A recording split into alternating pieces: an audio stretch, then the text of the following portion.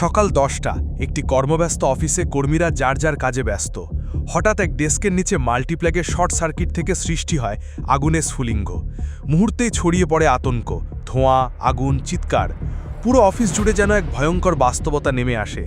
ঠিক এমন পরিস্থিতিতে একজন সাধারণ ব্যক্তি হিসেবে আপনার করণীয় কি? প্রথমেই ফায়ার অ্যালার্ম চালু করুন, যেন সবাই দ্রুত সতর্ক হতে পারে। এরপর লক্ষ্য করুন আগুনের আকার কেমন। যদি ছোট আকারে আগুন হয় তাহলে নিরাপদ দূরত্বে থেকে ফায়ার এক্সটিংগুইশার ব্যবহার করে আগুন নিয়ন্ত্রণে চেষ্টা করুন। যদি আগুনের পরিমাণ বেশি হয়ে পড়ে দ্রুত ডায়াল করুন জাতীয় জরুরি নম্বর 999 অথবা ফায়ার সার্ভিস হেল্পলাইন 102।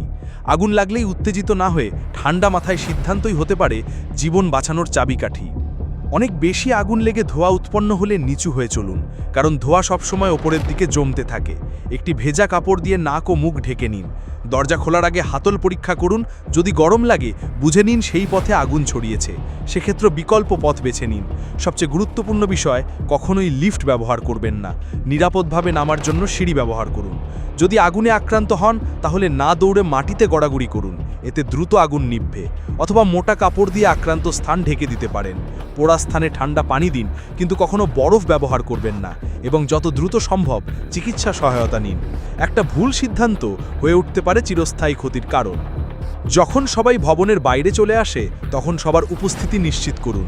কেউ নিখোঁজ থাকলে সঙ্গে সঙ্গে ফায়ার সার্ভিসকে জানান। ভবন পুরোপুরি নিরাপদ ঘোষণা না হওয়া পর্যন্ত কেউ ভেতরে যাবেন না। নিরাপদ স্থানে সরে গিয়ে ফায়ার সার্ভিসের কর্মীদের আগুন নেভানোর কাজে সহায়তা করুন।